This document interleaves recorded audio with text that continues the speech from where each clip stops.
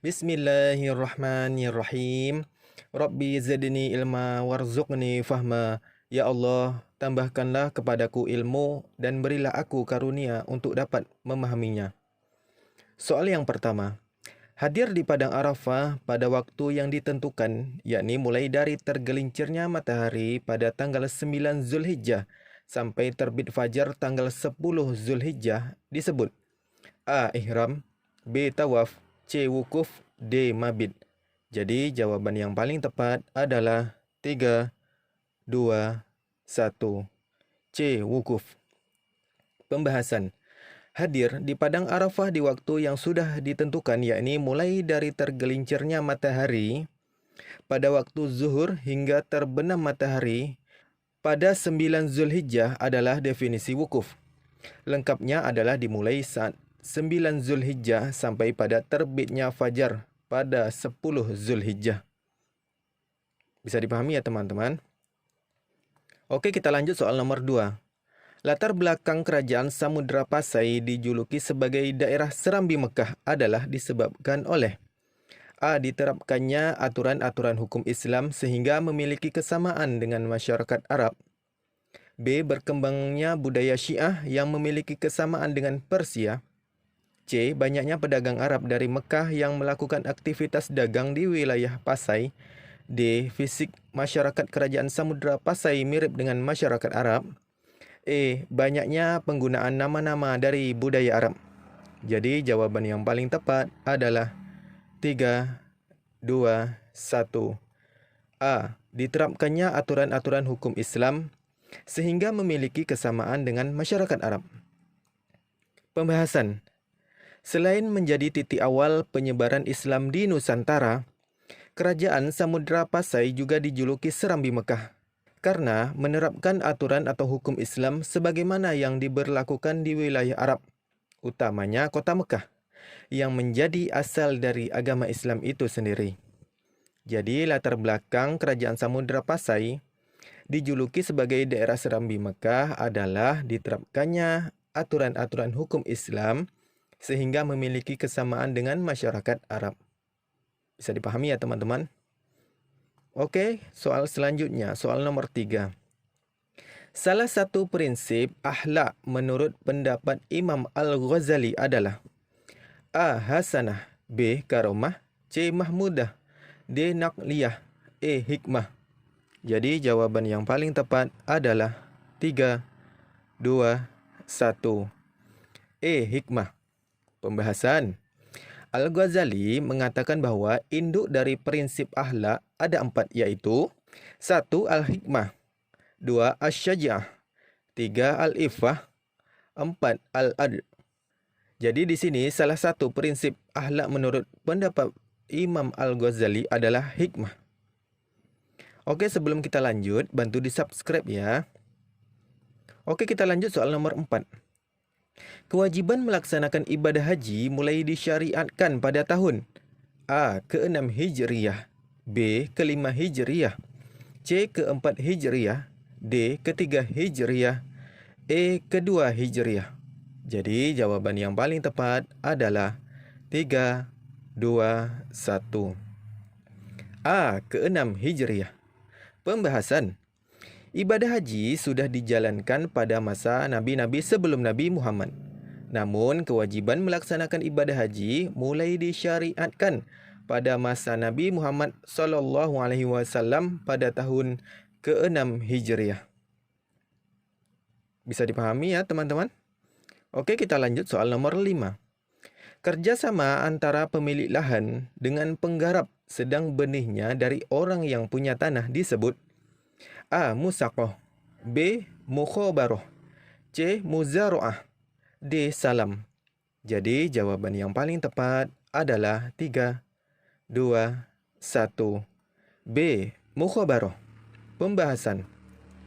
Menurut pendapat para ulama, definisi mukhabarah adalah kerjasama pengolahan pertanian antara lahan dan penggarap di mana pemilik lahan memberikan lahan pertanian kepada si penggarap untuk ditanami dan dipelihara dengan imbalan tertentu dari hasil panen benihnya berasal dari penggarap. Bisa dipahami ya teman-teman? Oke, kita lanjut soal nomor 6. Apabila nun sukun atau tanwin bertemu dengan huruf ba, maka hukumnya A. Izhar halqi, B. Idgham bi gunnah, C. Iqlab, D. Ikhfa hakiki. Jadi jawaban yang paling tepat adalah 3, 2, 1. C. Iqlab. Pembahasan. Huruf iqlab hanya ada satu, yaitu ba. Jadi, nun sukun atau tanwin bertemu dengan huruf ba, maka hukumnya adalah iqlab. Bisa dipahami ya teman-teman? Oke, kita lanjut soal nomor 7. Lafaz yang disandarkan kepada Allah Ta'ala diperoleh oleh Nabi melalui ilham dan boleh diriwayatkan dengan maknanya saja disebut dengan hadis. A. Wahyu yang bukan ayat Al-Quran, B. Hadis hasan sahih, C. Hadis mutawatir lafzi, D. Hadis qudsi. Jadi jawaban yang paling tepat adalah 3, 2, 1. D. Hadis qudsi. Pembahasan. Hadis qudsi adalah sesuatu yang dikabarkan oleh Allah Subhanahu wa taala kepada nabinya dengan melalui ilham atau mimpi, yang kemudian Nabi menyampaikan makna dari ilham atau mimpi tersebut dengan ungkapan kata beliau sendiri. Bisa dipahami ya teman-teman? Oke, kita lanjut soal nomor 8. Jenis haji ini sering dilakukan oleh jamaah haji Indonesia. Bahkan mayoritas jamaah haji dunia. Ibadah dilakukan dengan melaksanakan umroh dahulu, kemudian baru melaksanakan haji. Haji ini disebut A. Qiran, B. Tamattu, C. Ifrad, D. Ihram. Jadi jawaban yang paling tepat adalah 3, 2, 1. B. Tamattu. Pembahasan. Apa yang dimaksud dengan haji tamattu? Dikutip dari buku Tuntunan Ibadah Haji dan Umroh sesuai Sunnah Nabi SAW, karya Dr. Haji Ahmad Zuhdi, DH. Haji tamattu adalah mengerjakan ibadah umroh terlebih dahulu, kemudian baru melaksanakan ibadah haji. Jadi, haji tamattu ini mengerjakan ibadah umroh terlebih dahulu, kemudian baru melaksanakan haji. Bisa dipahami ya teman-teman? Oke, kita lanjut soal nomor 9. Tukar-menukar atau jual beli antara dua buah barang yang sama jenisnya, namun tidak sama ukurannya, yang disyaratkan oleh orang yang menukarnya disebut A. Riba nasyiah, B. Riba qardi, C. Riba yad, D. Riba fad. Jadi jawaban yang paling tepat adalah 3, 2, 1. D. Riba fad. Pembahasan. Menukar dua buah barang yang sama jenisnya, tetapi tidak sama ukurannya adalah riba fad. Bisa dipahami ya teman-teman? Oke, kita lanjut soal nomor 10. Pernikahan sementara atau biasa dikenal dengan kawin kontrak di dalam Islam disebut dengan A. Nikah tahlil, B. Nikah sighar, C. Nikah istibda, D. Nikah mut'ah. Jadi jawaban yang paling tepat adalah 3, 2, 1. D. Nikah mut'ah. Pembahasan. Nikah mut'ah atau lebih dikenal dengan istilah kawin kontrak adalah pernikahan dalam tempo masa tertentu. Bisa dipahami ya teman-teman? Oke, kita lanjut soal nomor 11. Seni daerah di Indonesia yang mendapat pengaruh Islam adalah debus, yang merupakan tradisi rakyat dari daerah A. Cianur, B. Aceh, C. Madura, D. Banten, E. Cilacap. Jadi jawaban yang paling tepat adalah 3, 2, 1. D. Banten. Pembahasan. Debus lebih dikenal sebagai kesenian asli masyarakat Banten yang berkembang sejak abad ke-18. Bisa dipahami ya teman-teman? Oke, kita lanjut soal nomor 12. Mujahadah an-nafs berasal dari dua kata, yaitu mujahadah dan an-nafs. Mujahadah artinya A. Diri sendiri, B. Bersungguh-sungguh. C. Perang. D. Kuat. E. Berpindah. Jadi jawaban yang paling tepat adalah 3, 2, 1. B. Bersungguh-sungguh. Pembahasan. Mujahadah an-nafs berasal dari kata mujahadah yang artinya bersungguh-sungguh. Bisa dipahami ya teman-teman? Oke, kita lanjut soal nomor 13. Perhatikan hadis berikut. Bismillahirrahmanirrahim. Iyyakum wadh-dhanna fa inna dhanna akdzabul hadits. Isi kandungan dari hadis riwayat Imam Malik di atas yang paling tepat adalah A. Perintah menjauhi berkata kasar. B. Perintah menjauhi perbuatan mencela. C. Perintah menjauhi perbuatan mengumpat. D. Perintah menjauhi prasangka buruk. E. Perintah menjauhi mencari-cari kesalahan orang lain. Jadi jawaban yang paling tepat adalah 3, 2, 1. D. Perintah menjauhi prasangka buruk. Pembahasan. Dari Abu Hurairah, Rasulullah SAW bersabda, jauhilah oleh kalian sifat buruk sangka, karena sesungguhnya buruk sangka adalah sedusta-dusta ucapan. Jadi, isi kandungan hadis di atas adalah perintah menjauhi prasangka buruk. Bisa dipahami ya teman-teman? Sebelum kita lanjut, bantu di-subscribe ya. Oke, kita lanjut soal nomor 14. Berikut yang merupakan contoh idgham bi gunnah adalah A. Munzala. B. Min ahli. C. Miwaq. D. Ghafurur Rahim. Jadi jawaban yang paling tepat adalah 3, 2, 1. C. Miwaq. Pembahasan. Huruf idgham bi gunnah ada 4. Ma, na, wa, ya. Jadi di penggalan ayat yang C ini terdapat nun sukun bertemu huruf waw. Di sini huruf waw ada ya. Jadi hukum bacaannya adalah idgham bi gunnah. Bisa dipahami ya teman-teman?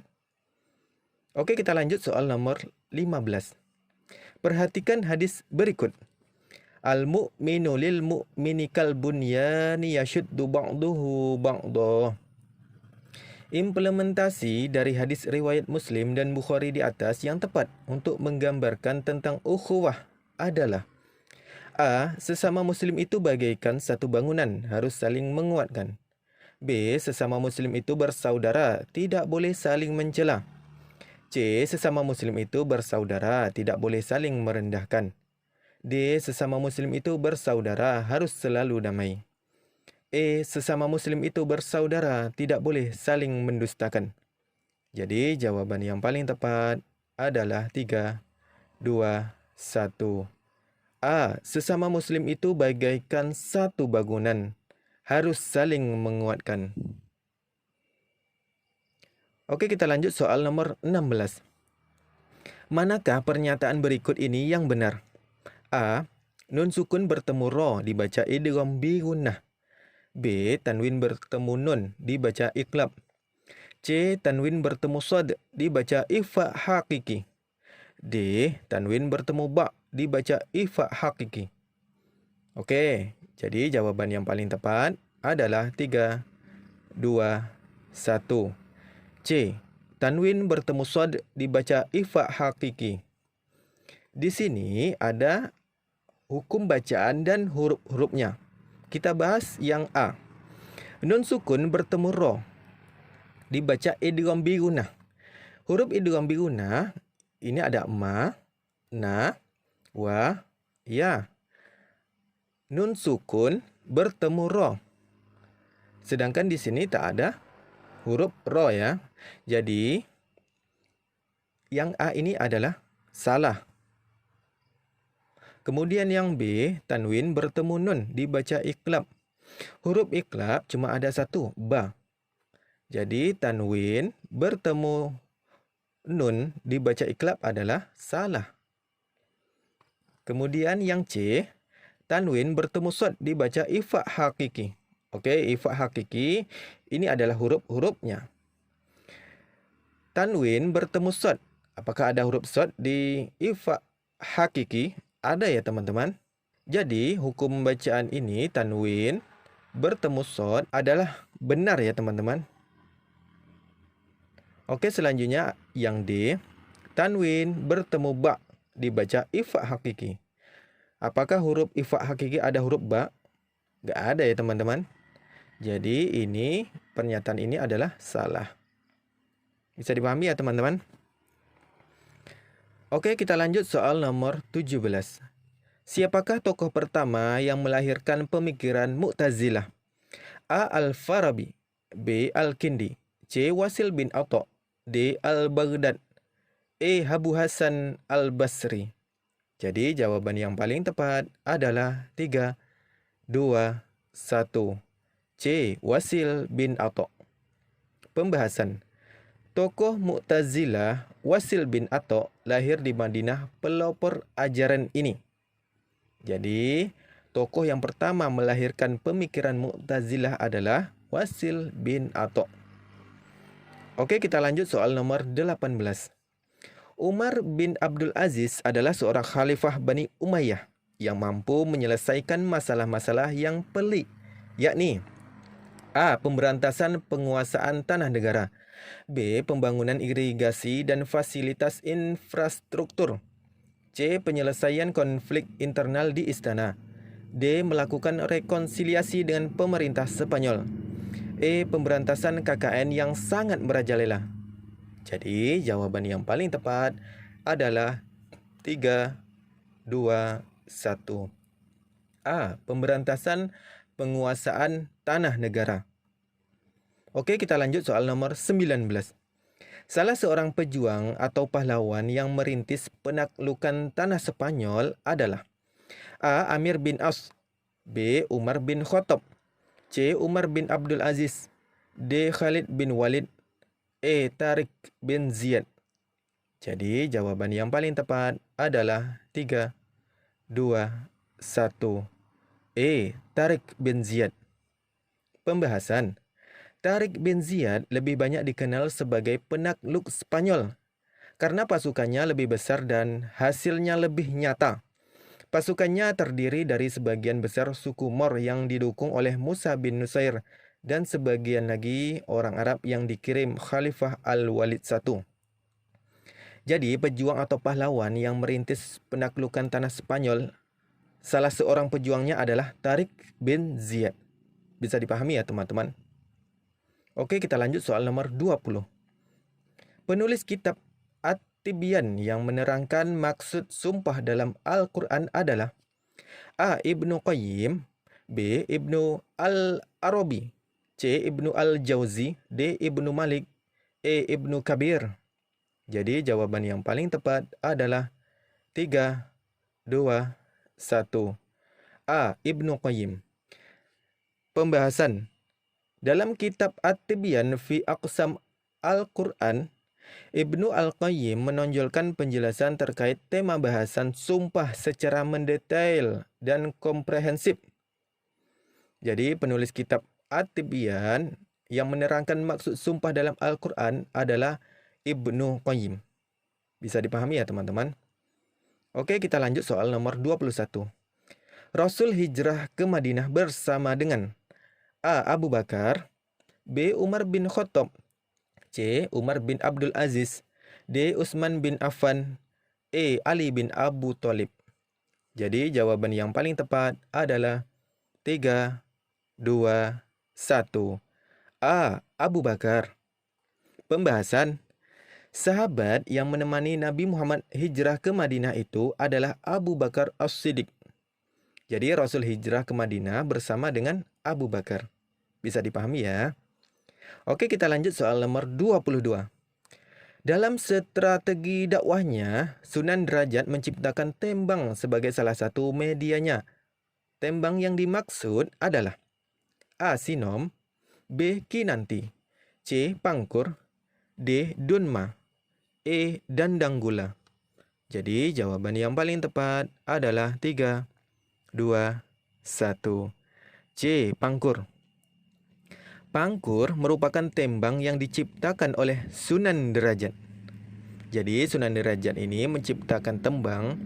Sebagai salah satu medianya, tembang yang dimaksud adalah pangkur. Bisa dipahami ya teman-teman? Oke, kita lanjut soal nomor 23. Masa Khalifah Al-Ma'mun atau Bani Abbasiyah telah berhasil mendirikan suatu lembaga keilmuan, yaitu A. Baitul Lahmi, B. Baitul Ilmi, C. Baitul Hikmah, D. Baitul Ulum, E. Baitul Ikhwan. Jadi jawaban yang paling tepat adalah 3, 2, 1. C. Baitul Hikmah. Pembahasan. Untuk mengikuti perkembangan ilmu pengetahuan saat itu, Khalifah Al-Ma'mun memperluas Baitul Hikmah atau Darul Hikmah yang telah didirikan ayahnya Harun Ar-Rasyid sebagai akademi ilmu pengetahuan pertama di dunia. Bisa dipahami ya teman-teman? Oke, kita lanjut soal nomor 24. Kerajaan Aceh mencapai kejayaan pada masa pemerintahan A. Ali Mughayyad Shah, B. Sultan Iskandar Thani, C. Sultan Iskandar Muda, D. Sultan Safatuddin, E. Sultan Zainal Abidin. Jadi jawaban yang paling tepat adalah 3, 2, 1. C. Sultan Iskandar Muda. Pembahasan. Kesultanan Aceh mencapai puncak kejayaan pada permulaan abad ke-17 pada masa pemerintahan Sultan Iskandar Muda. Pada masa itu, pengaruh agama dan kebudayaan Islam begitu besar dalam kehidupan sehari-hari masyarakat Aceh, sehingga daerah ini mendapat julukan Suromu Mekah atau Serambi Mekah. Bisa dipahami ya teman-teman? Oke, kita lanjut soal nomor 25. Tokoh yang menyebarkan agama Islam pertama kali di Cina adalah A. Sa'ad bin Abi Waqqas, B. Zaid bin Haris, C. Hasan al-Banna, D. Khalid bin Walid, E. Haidar Ali. Jadi jawaban yang paling tepat adalah 3, 2, 1. A. Sa'ad bin Abi Waqqas. Pembahasan. Menurut catatan sejarah Muslim Tiongkok, Islam pertama kali dibawa ke Tiongkok oleh Sa'ad bin Abi Waqqas yang datang ke Tiongkok untuk ketiga kalinya sebagai kepala sebuah delegasi yang dikirim oleh Utsman bin Affan atau Khalifah ketiga pada tahun 651, kurang dari 20 tahun setelah kematian Nabi Muhammad. Jadi tokoh yang menyebarkan agama Islam pertama kali di Cina adalah Sa'ad bin Abi Waqqas. Oke, kita lanjut soal nomor 26. La yaqdiyanna hakamun bainas naini wa huwa ghadban. Hadis di atas menegaskan bahwa seorang hakim dilarang memutuskan hukum suatu perkara jika dalam keadaan A. Lapar, B. Sakit, C. Marah, D. Susah, E. Gembira. Jadi jawaban yang paling tepat adalah 3, 2, 1. C. Marah. Arti dari hadis di atas adalah seorang hakim dilarang memutuskan perkara atau putusan jika dalam keadaan marah.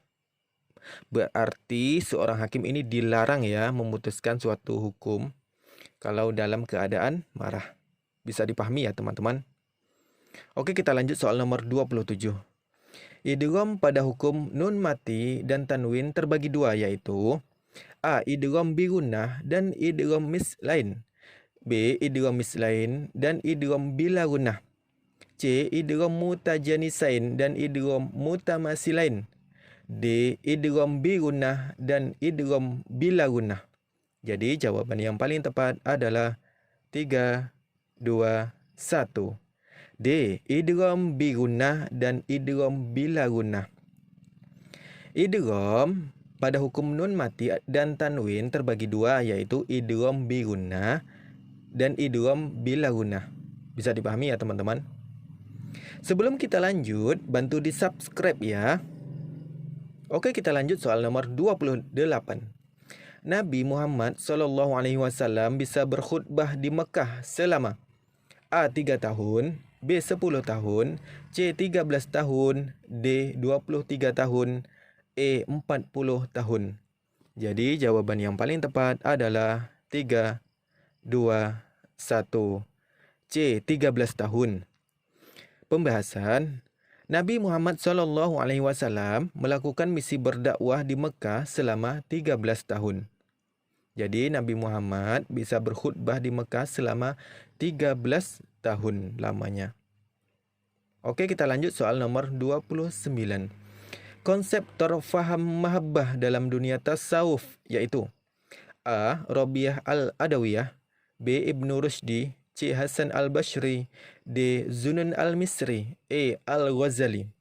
Jadi jawaban yang paling tepat adalah 3, 2, 1. A. Rabi'ah al-Adawiyah. Pembahasan. Rabi'ah al-Adawiyah adalah sufi wanita yang memberi nuansa tersendiri dalam dunia tasawuf dengan pengenalan konsep mahabbah, sebuah konsep pendekatan diri kepada Tuhan atas dasar kecintaan, bukan karena takut akan siksa neraka ataupun mengharap surga. Jadi konsep terfaham mahabbah dalam dunia tasawuf ialah Rabi'ah al-Adawiyah. Bisa dipahami ya teman-teman? Oke, kita lanjut soal nomor 30. Sunan Bonang adalah salah satu wali songo yang berdakwah melalui kesenian. Beliau menciptakan sebuah tembang kesenian yaitu A. Suluk Lir Ilir, B. Gundul Pacul, C. Mulimo, D. Tombo Ati, E. Saman. Jadi jawaban yang paling tepat adalah 3, 2, 1. D. Tombo Ati. Pembahasan. Salah satu karya beliau yang masih populer sampai sekarang adalah lagu Tombo Ati. Bisa dipahami ya teman-teman? Oke, kita lanjut soal nomor 31. Sunan Bonang berdakwah dengan cara mendirikan pesantren merupakan dakwah melalui A. Seni budaya, B. Ekonomi, C. Sosial, D. Pendidikan. Jadi jawaban yang paling tepat adalah 3, 2, 1. D. Pendidikan. Sunan Bonang berdakwah melalui saluran pendidikan dan kesenian, yaitu dengan mendirikan pondok pesantren dan memperbarui gamelan Jawa dengan memasukkan rebab dan bonang. Bisa dipahami ya teman-teman? Oke, kita lanjut soal nomor 32. Keadaan masyarakat Samudra Pasai dapat diketahui dari adanya catatan perjalanan yang ditulis oleh A. Fahin dan Aising, B. Fahin dan Ibnu Batutah, C. Marco Polo dan Aising, D. Ibnu Batutah dan Aising, E. Marco Polo dan Ibnu Batutah. Jadi jawaban yang paling tepat adalah 3, 2, 1. E. Marco Polo dan Ibnu Batutah. Pembahasan. Keadaan masyarakat Samudra Pasai pada saat itu diketahui dari catatan perjalanan Marco Polo dan Ibnu Batutah. Menurut catatan perjalanan mereka, masyarakat Pasai adalah masyarakat pedagang yang beragama Islam, terutama mereka yang tinggal di pesisir pantai timur Sumatera. Bisa dipahami ya teman-teman? Oke, kita lanjut soal nomor 33, soal yang terakhir. Masuknya Islam di Indonesia dibawa langsung oleh para pedagang Muslim yang berasal dari Timur Tengah yang terjadi sekitar abad ke-7 Masehi. Hal ini berdasarkan teori A. India, B. Persia, C. Gujarat, D. Makkah. Jadi jawaban yang paling tepat adalah 3, 2, 1. D. Makkah. Pembahasan. Teori Mekah, Islam dipercaya tiba di Indonesia langsung dari Timur Tengah melalui jasa para pedagang Arab Muslim sekitar abad ke-7 Masehi. Islam tiba di Indonesia melalui peran para pedagang asal Persia yang dalam perjalanannya singgah ke Gujarat sebelum ke Nusantara sekitar abad ke-13 Masehi. Bisa dipahami ya teman-teman? Alhamdulillahirabbil alamin.